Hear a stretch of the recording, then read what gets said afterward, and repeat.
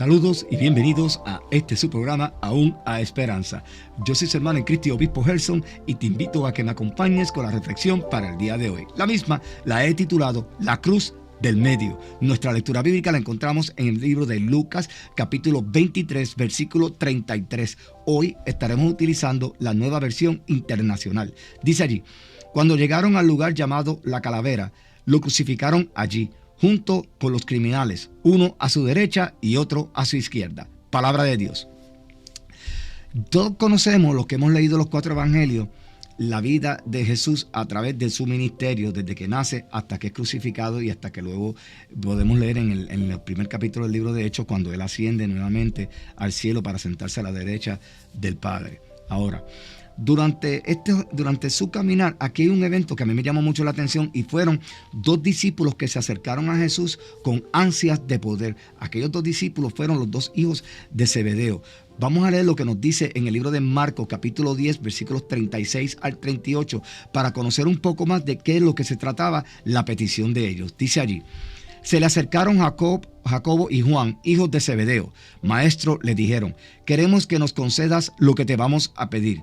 ¿Qué quieren que haga por ustedes? Concédenos que en tu glorioso reino uno de nosotros se siente a tu derecha y el otro a tu izquierda. Palabra de Dios.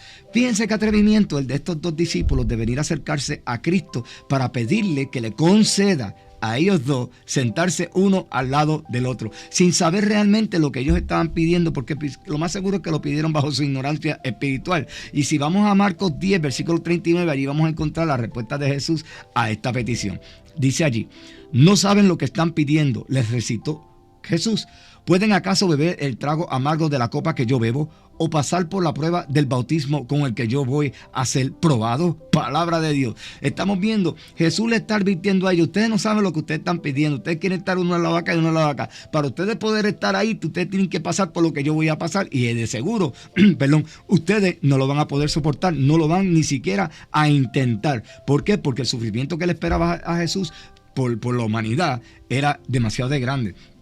Y no solamente el sufrimiento, la responsabilidad que él tenía como hombre sobre sus hombros, porque él, cuando va a Getsemaní, ya la parte humana de Jesús está viendo lo que va a suceder con la humanidad a través de la copa que el Padre le iba a dar de tomar a él, y él sabía que esa copa era aterradora, y si Dios derramaba su ira sobre la humanidad porque estaba en pecado, iba a ser algo desastroso. Y Cristo le está diciendo a ellos: ustedes no saben lo que ustedes están pidiendo, porque en su ignorancia ellos querían ese poder, estar uno acá y uno acá, como decimos acá nosotros en el argot, los nenes lindos, uno acá y uno acá, y estos son los escogidos de Cristo, y eso no puede suceder. Pero a través de eso podemos ver que ya Jesús en ese tiempo ya se estaba preparando para inaugurar su reino a través de su muerte. Ya le iba preparando todo y le había estado avisando a sus discípulos lo que había de suceder. Si vamos al libro de Lucas, capítulo 9, el versículo 22, leemos lo siguiente. Dice allí: el Hijo del Hombre tiene que sufrir muchas cosas y ser rechazado por los ancianos, los jefes de los sacerdotes y los maestros de la ley. Es necesario que lo maten y que resucite al tercer día. Luego vamos ahora al libro de Mateo, capítulo 26, versículo 45, y nos va a decir algo similar. Dice allí: volvió de nuevo a los discípulos y les dijo: siguen durmiendo y descansando. Miren, se acerca la hora y el Hijo del Hombre va a ser entregado en manos de pecadores. Palabra de Dios. Este último versículo, esta es la conversación que tiene Jesús con los 3 discípulos que llevó a Getsemaní y se habían quedado dormidos. Y Él les está diciendo: miren, esta es la hora crucial para la humanidad, y ustedes les pido que me acompañen para que oren conmigo, y ustedes se quedaron dormidos. Pero ya de antemano le estaba diciendo: me van a entregar en manos de pecadores. Y vemos como en Lucas 9:22, como les acabo de leer, que él estaba anunciando ya que cuando llegara a Jerusalén lo iban a llevar delante de aquellos líderes que lo iban a juzgar y eventualmente lo iban a llevar a la cruz, donde le iban a dar muerte. Así que ya Jesús estaba preparando el camino para inaugurar su reino a través de la muerte. Ahora, una vez Cristo es arrestado, y estoy haciéndole este recuento que la mayoría de ustedes lo deben saber, pero es porque quiero que presten atención para llevarlo al por qué le puse el título que le puse a la reflexión de hoy. Ok, vamos por paso. Ahora Jesús es arrestado y es llevado ante Pilato. En el Juan capítulo 19, versículo 1 nos dice: Pilato tomó entonces a Jesús y mandó que lo azotaran. ¿Vieron? Pilato lo manda a azotar. Ahora vamos a Lucas 23, versículos 20 al 21.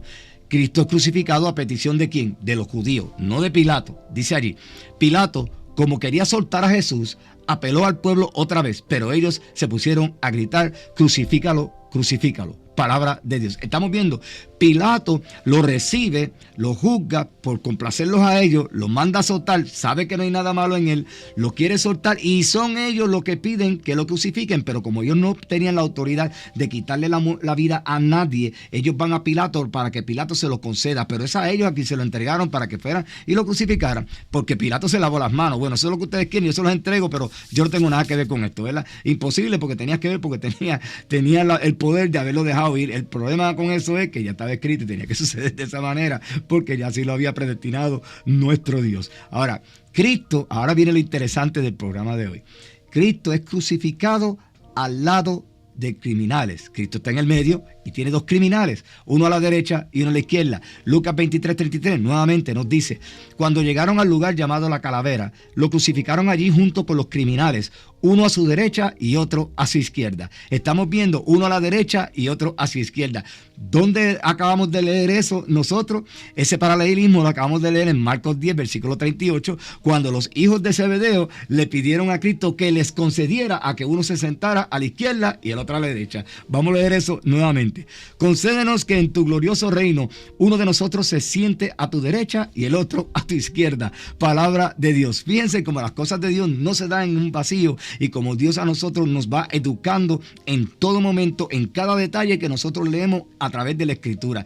¿Vieron ese paralelismo? Mucho antes de Cristo llegar a ser crucificado, estos dos discípulos, hijos de Zebedeo, buscando poder y buscar una posición buena y agradable al lado de Cristo, le piden que ponga uno a la derecha y otro a la izquierda. Y cuando Cristo le dijo: ustedes no saben lo que piden, porque vemos ahora en la cruz el por qué ellos no sabían lo que estaban pidiendo, porque Cristo entonces ahora es puesto en el medio, en el Monte de los Olivos, con dos criminales, uno a la derecha y uno a la izquierda. Dos buscaban poder y dos estaban allí porque habían violado alguna ley. Así que Cristo a nosotros en el día de hoy nos está diciendo lo mismo: si tú quieres estar cerca de mí, tú tienes que estar dispuesto a sufrir como sufrí yo. Recuérdense que Cristo nos ha dicho a nosotros que en el mundo íbamos a tener aflicción, que no iba a ser la cosa fácil. Y así como los dos hijos de Zebedeo querían estar cerca de Cristo, así como aquellos dos criminales estuvieron cerca de Cristo, aun cuando eran criminales, Cristo te está diciendo a ti y a mí: miren, si ustedes quieren seguir conmigo, ustedes quieren perseverar hasta el tiempo del fin para llegar a esa salvación,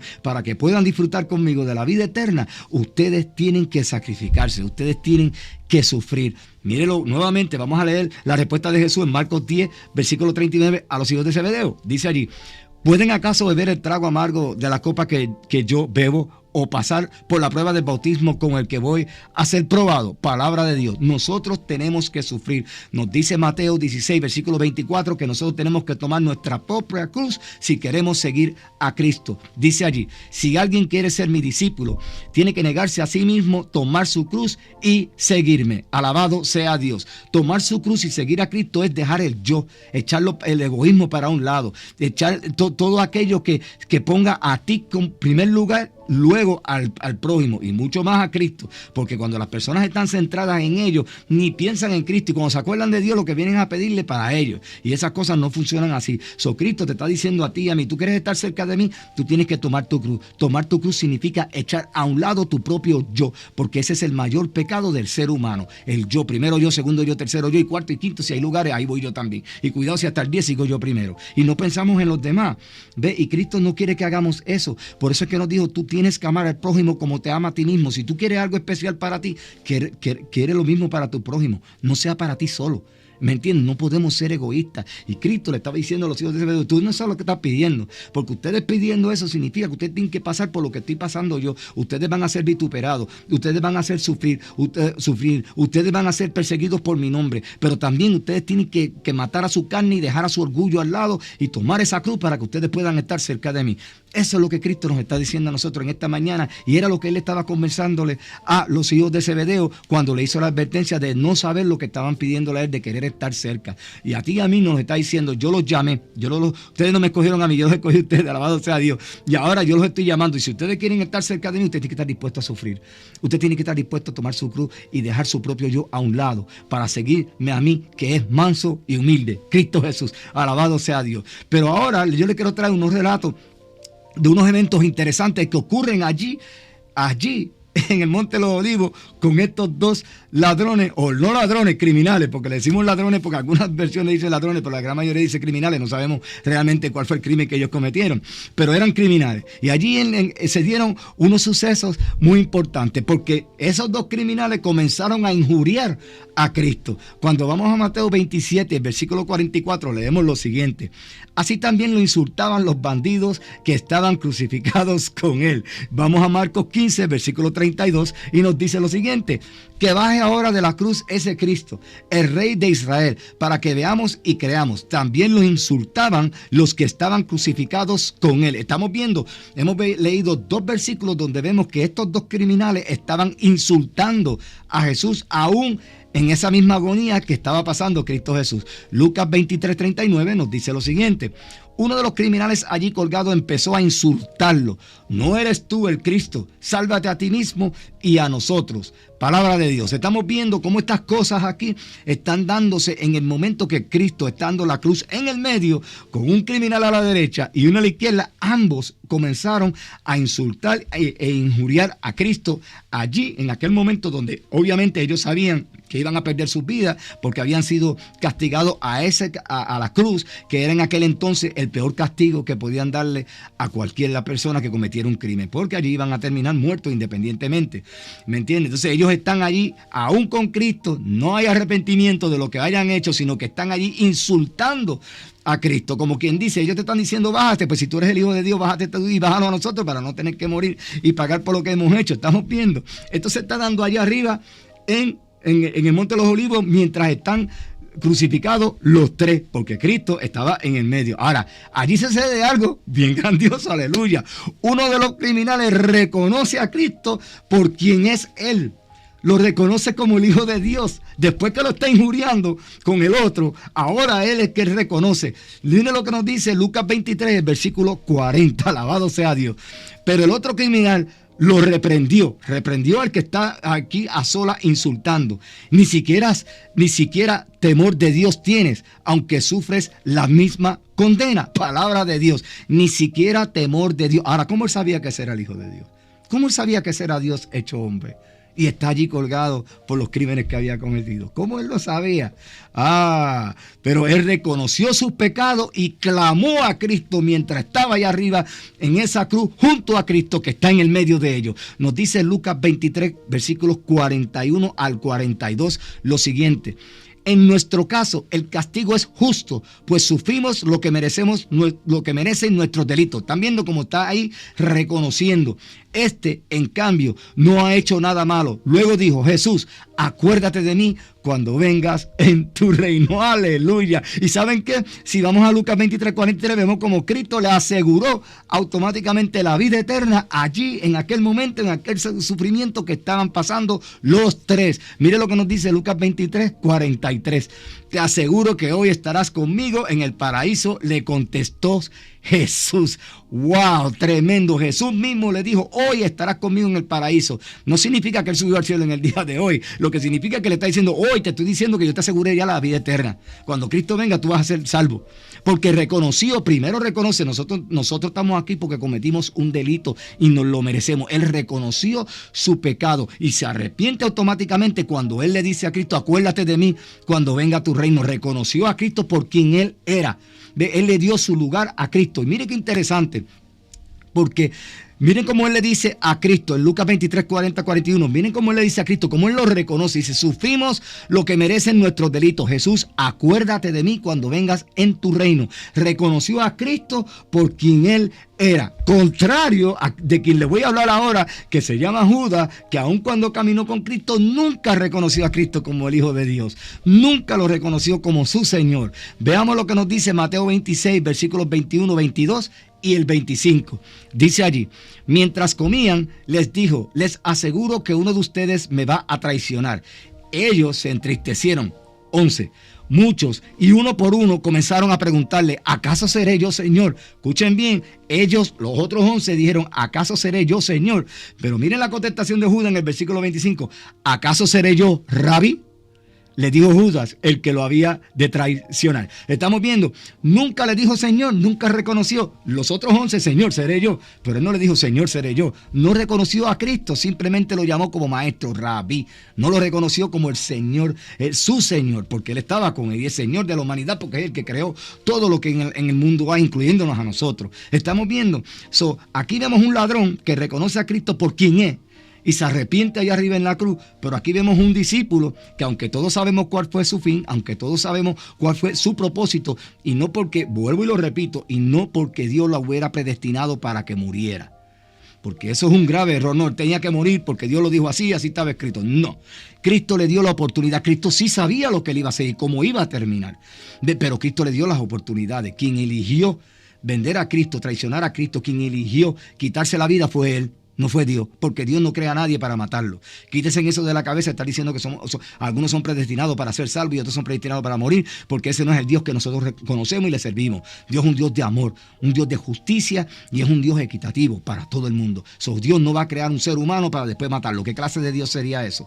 Quítense de eso de la cabeza. Judas fue quien escogió el camino, quien escogió. En el programa pasado le estaba diciendo que el infierno no fue creado para nosotros, sino para Satanás y sus demonios, y quien escoge llegar a allí somos nosotros bajo nuestras elecciones. Y eso es lo que pasó con Judas. Judas eligió traicionar a Cristo. Judas eligió quitarse su vida por el remordimiento que sentía, no porque Dios lo haya predestinado para que muriera. Pero volviendo al tema de hoy, que me interesa muchísimo y me agrada, mientras lo estaba preparando me llené de un gozo terrible saber que este hombre a última hora, últimos momentos de su vida, allí reconoce sus pecados y le son perdonados y le es garantizada la vida eterna. Alabado sea Dios. Pero no me cojan esto de jueguito, no piensen que para última hora, no.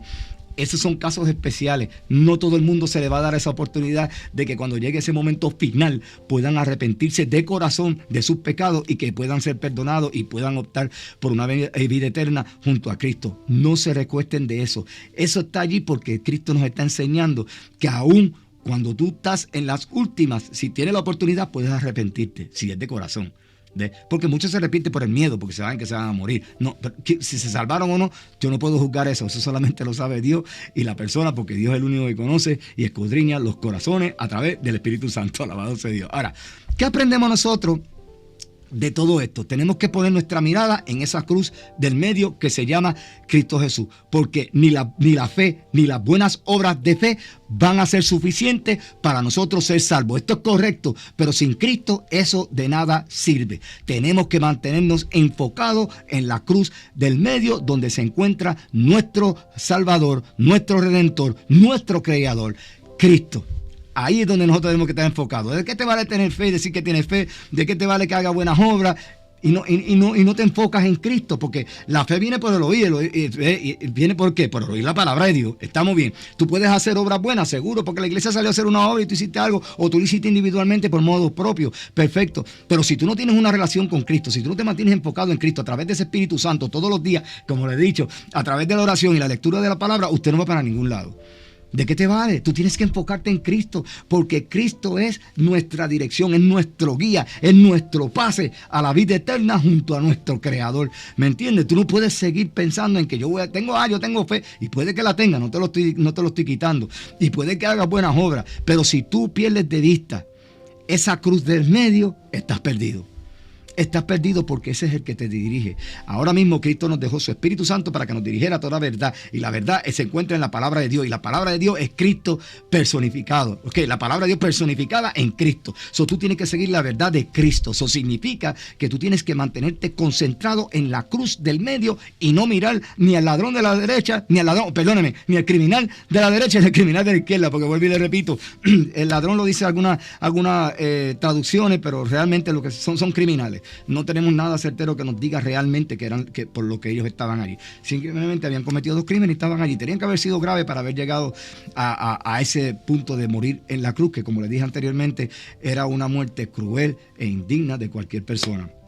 Ahora, cuando nosotros quitamos la mirada de esa cruz del medio, comenzamos a tener una fe de presunción. Por eso es que le dije que de qué le vale tener fe y hacer buenas obras si usted quita la mirada de Cristo, de quien tiene que estar concentrado. Cuando nosotros quitamos la mirada de la cruz del centro, comenzamos a tener una fe de presunción. Hacemos obras con otras motivaciones y no las motivaciones correctas. ¿Ok? Tendemos a recostarnos de nosotros mismos y vivimos una falsa sensación de que vamos a ser salvos por el mero hecho de que vamos a una iglesia, por el mero hecho de que nos sentamos allí a gritar aleluya y nos abrimos la Biblia y la leemos en el momento que estamos allí, porque muchos cuando llegan a la casa la ponen a coger polvo, y eso no puede ser así. Tú tienes que concentrarte en esa cruz del medio, y como único tú puedes concentrarte en esa cruz, primero que todo es a través de a través de la oración, y luego de la oración yendo a la escritura para que Dios te revele a través del Espíritu Santo lo que Él quiere que tú hagas y cómo tú debes de estar viviendo para mantenerte en perseverancia hacia la salvación. Eso es a Cristo a quien tú tienes que mirar. Olvídate de lo que está pasando alrededor tuyo. Deja los problemas y las cargas tuyas a Él, porque ya Él murió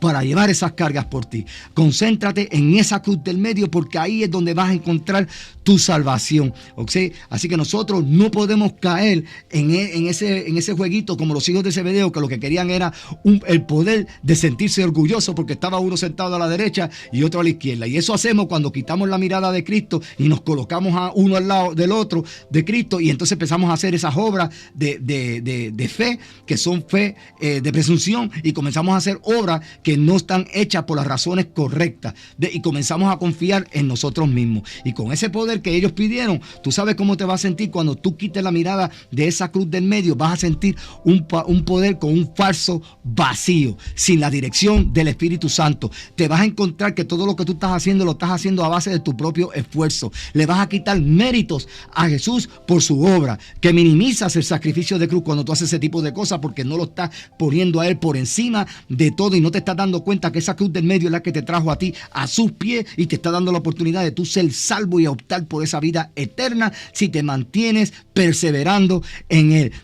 Esa falsa sensación evita que tú te niegues a ti mismo, y por ende no puedes cargar tu cruz, porque tu cruz va a estar tirada en tu casa y el ego tuyo, el yo, el propio tuyo, tu propio interno, tu carácter va a ser lo que va a estar al frente de ti todo el tiempo, y nunca vas a dejar que sea el Espíritu Santo que te guíe a ti, porque cuando el Espíritu Santo te guía, tú vienes a la humildad.